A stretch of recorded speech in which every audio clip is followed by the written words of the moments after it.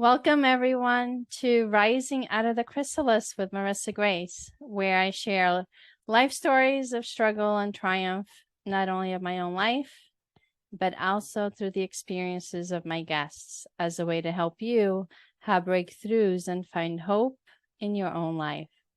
I'm Marisa Grace, and today I want to talk with you with my special guest, Rikki, and she's going to share with us her wonderful experience. So, without further ado, Rikki, thank you Hello. for coming on and sharing your story. And I know you have gone through a lot in your life.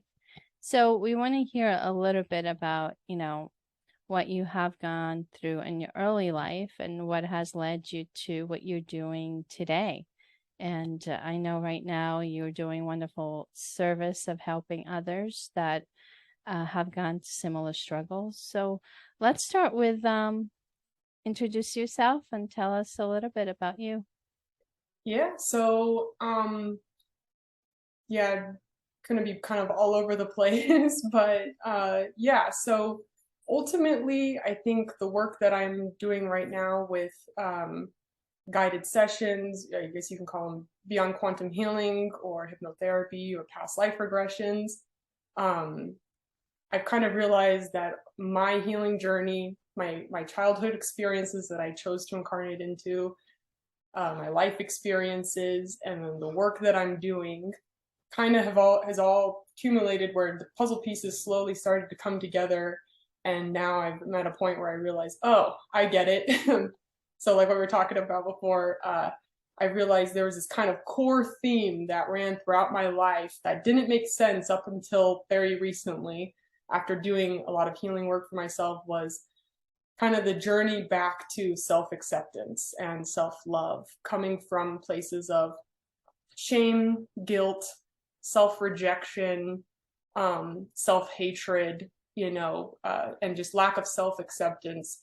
And so my whole journey of um, living with different parents and guardians, kind of being in an unofficial foster care system growing up, seeing different parents and guardians having, their trauma projected in, and their self-rejection and their lack of self-acceptance projected in different ways through, some with drugs, alcohol, prison, bad relationships, things like that, all projected out in different ways that it manifested, but the core theme always seemed to be the same of, I don't really love myself. I don't believe I'm worthy of something better. I don't deserve better.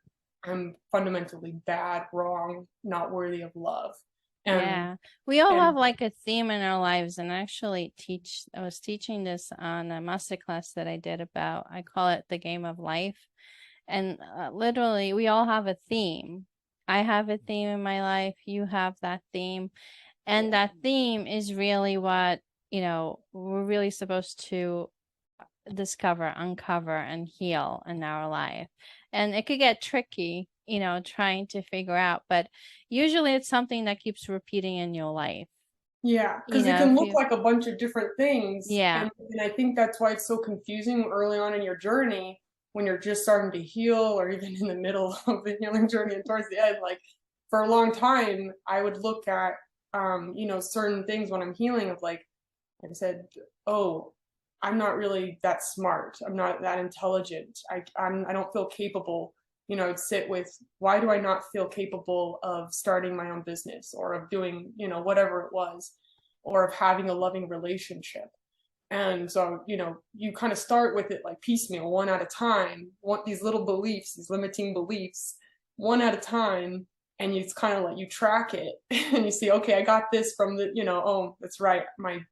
You know, my dad told me I was stupid, and that's why I now just believe it blindly. It's not even like consciously. I know that that's ridiculous because I know my capacity for learning, but subconsciously, deep inside, that in every waking moment, I'm gonna have that feeling of anxiety, of doubt, of, oh man, I hope I don't screw this up, And so, yeah, so that has been my theme. And when I do these sessions, I work with people, for me, it's very clear pretty immediately when they tell me their story, what problems they're dealing with. I'm like, yeah, I see what Yeah, but you're. when you look at your own life, it's a little bit different. It's more difficult. Well, I want to hear from you. Tell me a little bit about your childhood so that Okay, yeah, people have a better perspective of what it is what you're talking about. Just share a okay, little bit of what you went through in your childhood that led you okay, to where yes, you are now. okay. So yeah, I'll give the brief summary because it's very long. So basically, my parents had my brother and I when they were very young, 19, 20.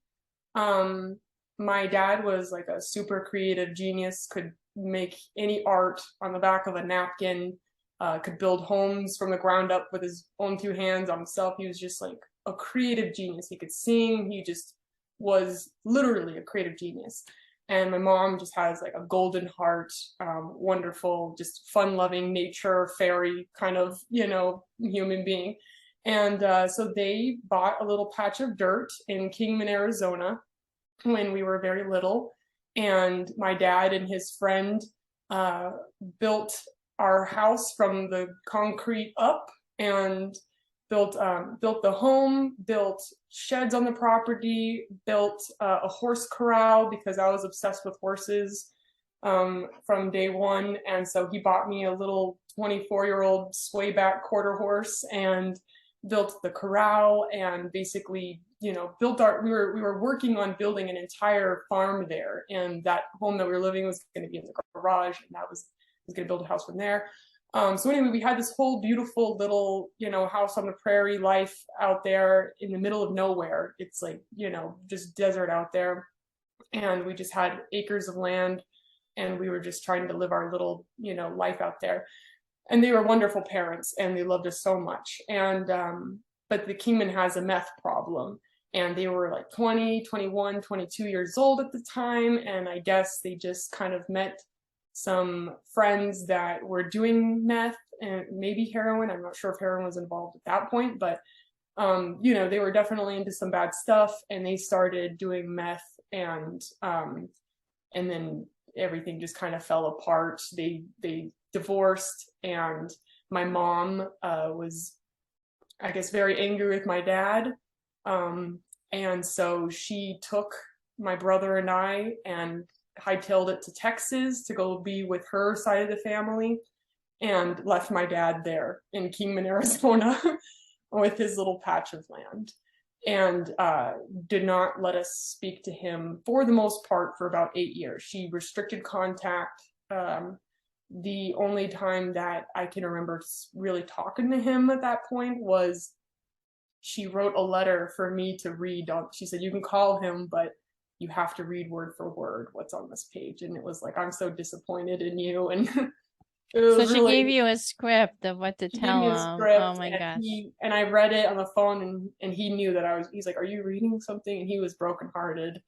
But so for like 8 years, I kind of was in a point of like living with my mom, and it was a little rocky there in Texas. We didn't have a lot of money.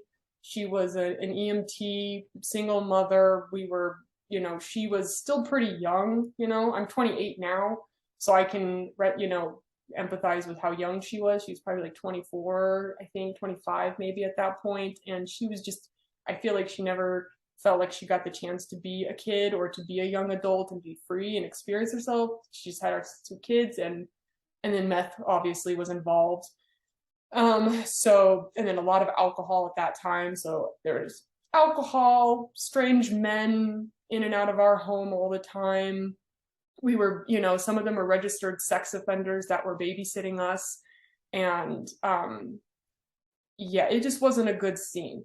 Um, I was told that there was some molestation stuff that happened, but I don't have any memory of it, so I can't really, I don't know You can't on that end. validate it. Okay. Yeah, I have no memory. If it did happen, then I repressed it. I was told that there was physical abuse, but my brother and I also don't remember that. So, yeah, we don't know about that. But at the very least, there was a period. It was a period where my brother and I were like really missing our father. We remembered him as just the most loving, beautiful, creative human being, and we were kind of being neglected. It was not a good situation. And so yeah, it just wasn't stable. So we kind of moved in with our aunt out there, my mom's sister, and she tried to take care of us, but she had her own kids, and apparently there were drugs circulating throughout the whole family. Again, I don't know. That's what the CPS report says. But so CPS got involved, and Child Protective Services, and they came and said, yeah, they did interviews of everybody and said, none of you are fit to take care of these children. So they took custody away from my mom. Somebody hired a private investigator, found my dad, and he flew out, and we all went to court. He got custody. And then so my brother and I moved to Las Vegas, so from Texas to Vegas, and live with our dad. And we walked through the door, and our stepmom from years ago is there, and we didn't know that she was there because my dad had to lie to the court. It's because she was an ex-felon. Oh my goodness. And there were drugs involved. So I'm like, oh, okay, I guess this is what, and then my stepbrother was there, my little stepbrother. So that was great. And so we're living with them, and they kind of had every time we moved in with a different guardian, they kind of had problems or beef with our other guardians, and you're the problem. And so he restricted access to my mom and our side of the family in Texas, so we didn't get to talk to them. They tried to fly down and see us and said no. So anyway, we're living with them for a few years. He's in and out of work. Alcohol is kind of a thing. Apparently meth and heroin were being used at that time, but they were so high functioning that my brother and I were we didn't even know that was happening. We knew that alcohol was involved, because my dad would just be working so hard. He was a foreman for sprinkler fitting, and he would just come home from work and his face would just be in his plate of food. He'd have just a beer, exhausted. I walk into the bathroom and he's sleeping on the toilet. He was a really hard worker, like really hard worker. So, but he had this chemical addiction to meth and heroin and alcohol. So he was like trying to do his best. He really loved us, and he was really loving. And my stepmom too, she was wonderful. They loved us so much, but they both had these chemical dependencies. And, my dad came from super abusive childhood, and my stepmom, her uncle shot her up with heroin when she was 7 years old. So that's where she's that's from. the thing, and we could probably talk about this.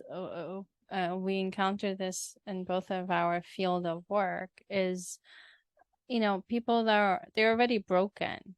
It's not like the addiction broke them. It wasn't the heroin that made them who they were. They were already broken from their own childhood, and they were just trying to cope with something they didn't understand how to cope with. Yeah, for sure. Yeah, so it's not like, oh, they're horrible people, or they were not suitable parents because they had this addiction. Well, the addiction was just their coping mechanism to cope with the hurting that they were dealing with inside from their own trauma, from their own childhood. So now it's like, okay, history is repeating itself. Now they're like bringing in again, repeating this trauma with you as a child, which, what happened to me as well with my parents and my dad and his alcohol addiction, and that whole repetition. And when you look at them, when you say, he's a good person, just like, when I look at my dad, well, he has a heart of gold. They're good people when you look at the person. Yeah, so I try to reiterate that as much as possible. It's like, I love them all so much, and they have hearts of gold. And, my dad's dad was physically abusive, but he wasn't like that before he went to 2 wars, and apparently came back feeling the weight of what he had done there, I guess, of killing and stuff, and came back and started drinking became physically violent, and it passed down. And this is generational for thousands and thousands of years of our Yeah. ancestral trauma. You can go into so many dimensions, and I've done some ancestry, work of seeing like, oh, this has just been going on for a very long For time. yeah, forever, Yeah. and you know what I find that um and I had an idea the other day that it just hit me because I'm coming across people like you, like look at all these people that have gone through so much, just like I have gone through all these traumas in my childhood, and I'm encountering, and they've been able to turn this around. And I want you to get into next and how you turn this around and started healing yourself. And they've been able to turn this life around and heal themselves and find a light, and now they're trying to help others. I just had a guest last week, speaking about her sex abuse, when she was a child, and how Mm-hmm. she was able to find, get past that, heal, and find herself to on a road of, okay, of reliving a life that she's supposed to be living and not be Mm-hmm. led by the hurt of what happened Yes. to her. And I find that with a lot of people who become healers, in a sense, right? Healers is not somebody that just miraculous heals you. Healers in the sense that now they want to help others heal their wounds, Yeah. and get through, their trauma just the way they did. They were able to turn everything around. And what I have found is all these people that are, what we call healers now, or wanting to change the world and helping others to change their life around. They've been through very traumatic experiences, and Mm-hmm. now they're here and they get to heal generations. Yeah. I mean, not just like this lifetime of what we went through, but like generations Yeah. of really deep wounds and deep hurt and emotional trauma. Mm-hmm. And thousands of years of rejection of the self, and Yes. of, yeah, rejecting aspects of the self. And yeah, so that's what fires me up, and that's obviously why I want to do this, and how I have the capacity to do it is because every time I meet with a client, I'm like, I've been there. I know exactly where you're at, and I've moved through that for myself. And it's always funny because when I have sessions, they're wherever they're dealing with, it somehow reflects like what I've just recently worked on for myself. But so very quickly to wrap that up is, yeah, from dad and stepmom, didn't work out with them. There was drugs and alcohol, and they just couldn't really quite take care of us. So we moved in with a neighbor. She was a single mom with 2 kids, and I was her babysitter, and she let my brother and I live with her while we went to high school. And that just didn't really work out either. There's no drugs or alcohol or anything. It just, we needed a more of a family situation. So we moved to Missouri, lived with an aunt, very like Christian, conservative. She had a ton of her own trauma. She turned to God and talk therapy to heal, but she came out of from a point of like, I am, everybody around me is the problem, and kind of put a bubble around herself and her family. And there's some narcissism involved, and that was probably the most traumatic experience rather than all of the drugs and alcohol, because that was the point where I think my brother and I mostly picked up this belief that I am fundamentally wrong.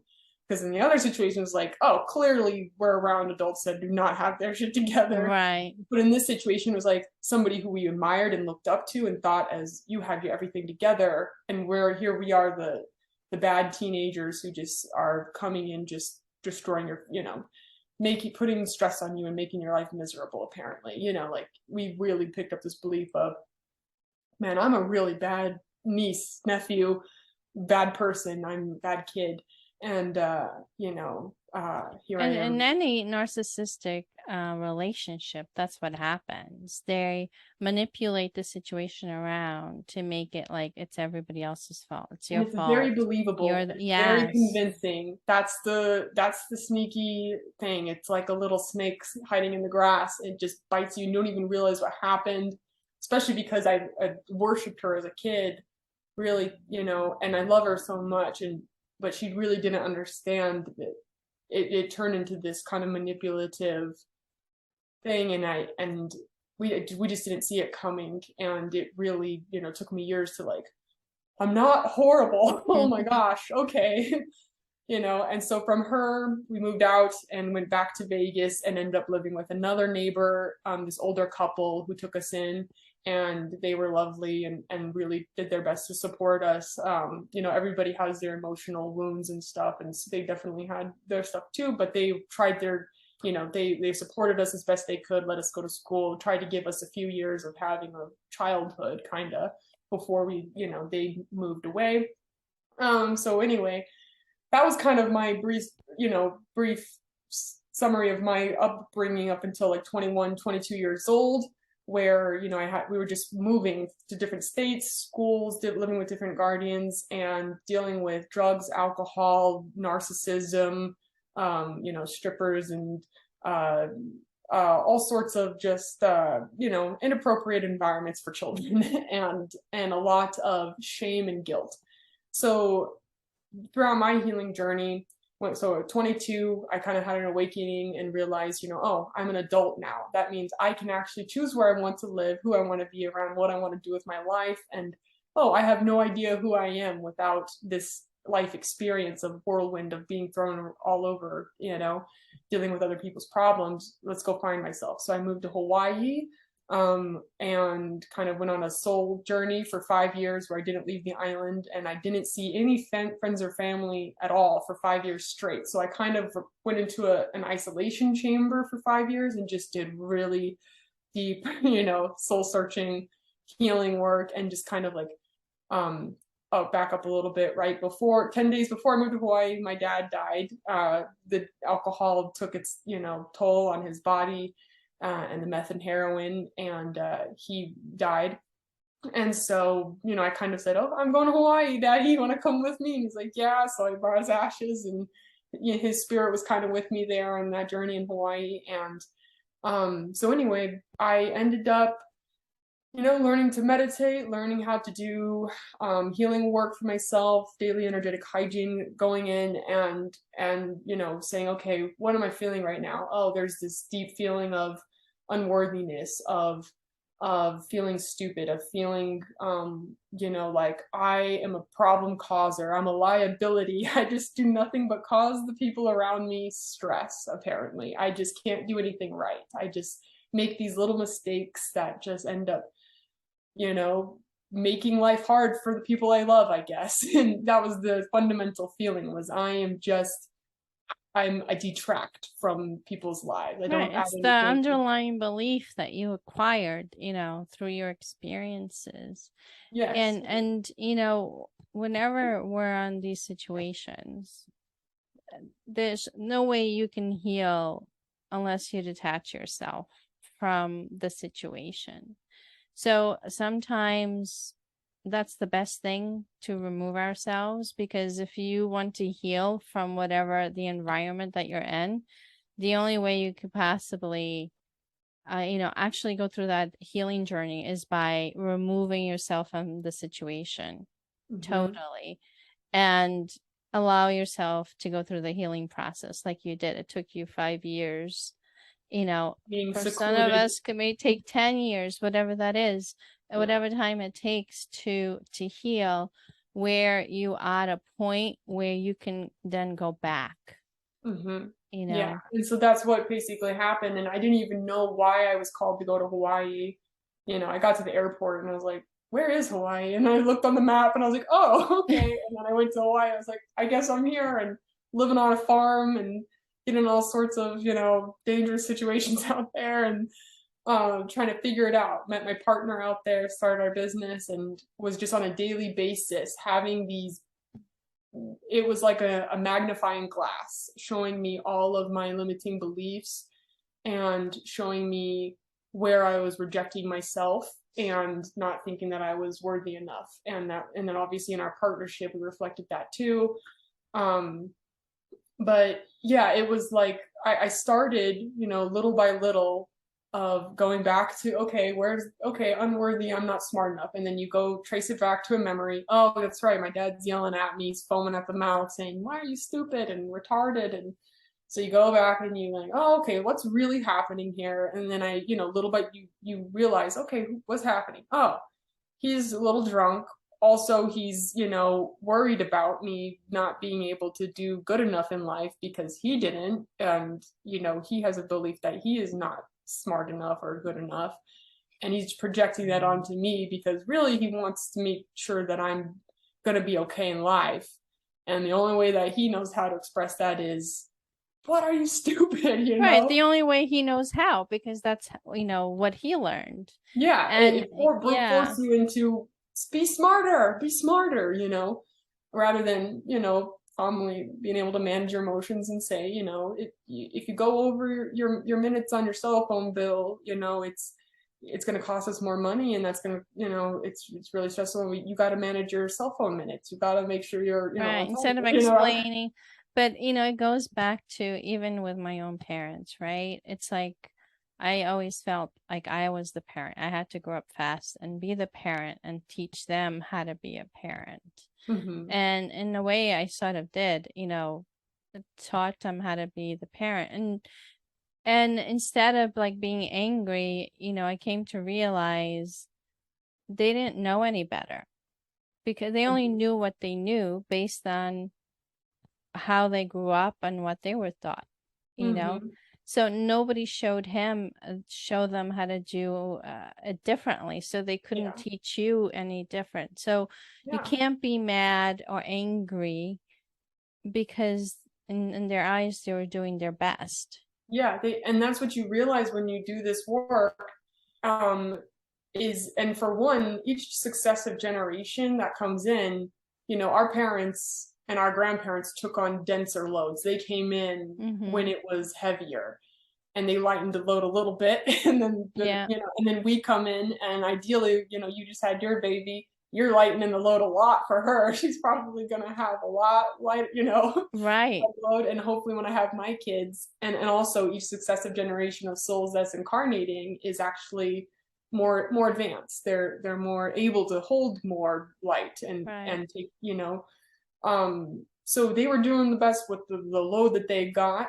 And that's so I went through my period of being angry at my mom, my dad, wrote angry letters of like, you should say I was sorry. And, I went through that of like needing to feel like, you messed up my life, I need an apology. And then, after I started healing, that's what you come to realize is, so the healing process, the main modality for me, because I think there's a lot of different ways to heal, but the core thing that I did, that I've done over and over and over and over and over again, is every time there's a trigger and some sort of emotion or feeling of lack of self-love comes up, whether it's anxiety, overwhelm, I think I'm stupid, or I don't know if I could do this, self-doubt, self-criticism, whatever it is, you trace it back, you go deep into that emotion first, and you let yourself fully feel it, really let it just overcome you and sit with that feeling so that you can understand, what is this? And it'll tell you, I'm not really capable of do this. I can't do this. I'm stupid. I'm retarded. This is too much for me. I'm not really the brightest bulb in the shed. And then you track it down to all the times you can remember feeling that way. Yeah, where's it coming from? Memories. Yeah. It'll show you memories, and you keep going. Stick with it until it takes you back to the first time you can remember feeling that way.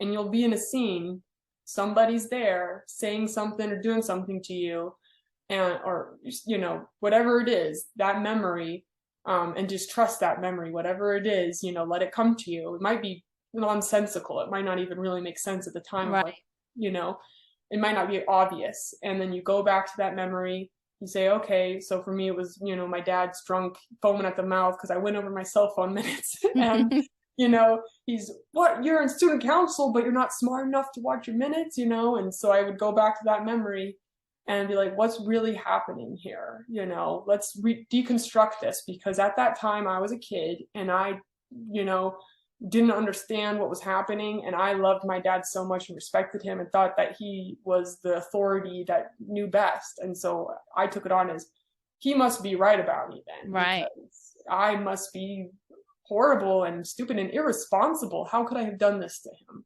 to cause such stress? We don't have money. How, I'm so selfish. Yeah. And it's And my fault. And then you start blaming yourself like, oh, no, this is my fault. Why, we're in the situation that we're in.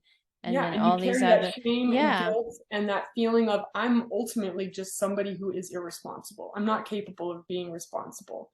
And you carry that subconsciously, even if consciously that's ridiculous. You subconsciously, even for me, it manifested in perfectionism. So on the outside, I look like I'm overachieving perfection, trying, being responsible. And then subconsciously, I am kicking my ass in my head of yeah, just like like, you're you not good better enough. you Yeah, better you're, be responsible, otherwise, it's not going to be pretty. And so anyway, so yeah, you look at that situation, you kind of pause the scene as if it's like a DV, pause, play, yeah, a rewind. DVR, and you Yeah, and you go just look zoom what's really into happening that. here. And I, you go try to put yourself in the shoes of that other person and see really where are they at? What are they thinking? What beliefs are running the show? How are they feeling? And so I go, oh, he's feeling overwhelmed because he's the only one in this house with a job. He's trying to take care of my siblings and my stepmom, and he's got all this weight on the world, and he's got his own traumas, and his somebody down the road has told him that he's a horrible father or whatever, bad, not smart enough, and he really, I know how much he loves my brother and I, and he wants us to do better than him. He has so much self-shame. He doesn't, he does not love himself. He feels ultimately the core things that I realized that were repeated in all of my parents and guardians were shame and guilt, and this deep sense of just shame of I am a piece of That shit. theme, that theme that keeps recurring, Yeah, throughout the life. yeah. And the theme that keeps recurring is the exact thing that you're here to heal and Mhm. overcome. It's like And that's why your you're going to life be put in lesson. situations and Yeah. experiences with people who reflect that. So every time we moved in with a neighbor, it was like, oh, this is going to be better because they're not on drugs. And then get in there and you're like, oh, it's that same wound projecting in a Yeah, totally same different theme. way. Yeah, it's the same Yeah. theme being The projected. fundamental thing Yeah. is I am not worthy of love. And it'll display itself in different colors, but it's Yeah. all the same thing. And so that was, it took a long time to piece that together, but I just want for anybody who doesn't know that healing journey, if that has been the most helpful tool, is to go back to that memory and to notice what is happening here. What is my belief here? Oh, that I'm stupid, I'm irresponsible. Is that true? And then no, it's not true. It's my dad has some things, and I was a kid and I went over my minutes, and he should have communicated more clearly, but I could have been more responsible. And you take accountability for what was yours and forgive yourself, forgive Yeah. the But other. you You can kind of rewrite the story. You can like rewrite rewrite the how, story. yeah, how you And now as an perceive. adult, guide yourself Yeah. through it. Give yourself whatever understanding, because you as an adult now go back and talk to little 11-year-old Rikki, or who, the younger self of you, and you tell them, ask them, what do you need in this moment that you're not getting from your dad, for whoever's in this picture? Well, I need a hug, and I need to be told that it's okay, and I can, it was just a mistake, and then I can do better. Whatever it is they need to hear, that I love you, whatever it is that they need, and then give that to them until that you really feel that situation has been transformed, that the emotional imprint of that heaviness is gone and it feels lighter, and you have clarity, you have understanding, it makes sense now, and you have truth. You get to the Yeah. truth of the matter. What is the true truth here? Oh, the truth is I'm worthy of love, and I'm not doomed to be an irresponsible, liability for the rest Yeah. of my life. I made a mistake, and that's okay, and my dad made a mistake, and that's okay, and all is love. Great. And then take that part back into Observe yourself. that into, and yeah, merge it into yourself. That You becomes your integrate. new, integrated in into Yeah. yourself. And so that This all is that's all healing wonderful. is. Now, Rikki, you're doing are you still doing past life regressions now? What Mm-hmm. kind of healing work are you doing right now? Yes. So I'm not sure what to call them still, but because they're past life regression sessions, but beyond quantum healing, it's BQH was what I learned from with Candace Craw Goldman. It comes from QHHT. But basically past life is just a small part of what happens, because whoever I meet with, it ends up being totally different every single Yeah. time, depending on That what is we're very at. true for everybody. The trauma can be not just in your past life, but a lot of times it's in your current life. So Yeah, it's there's wherever that trauma, your limiting beliefs are trapped. and some people come with more trauma to the table, some want more self-exploration, some needed some nervous system reset, or so yeah, but usually we go in and basically get super relaxed, and usually it'll start with a past lifetime or two, or depends. Some don't experience any past lives at all, so that's why I'm don't know what to call it. Yeah. Like I call them third eye journeys, because I'm like, we're gonna Oh, tap that's a into great your name. yeah, So your how can they intuition. reach you? How can they reach you if they would want to work with you? So I have my website, rikkizoljevic.com. I also have my Instagram page, Third Eye Journeys, or you could Google Third Eye Journeys. I have my Facebook, Third Eye Journeys.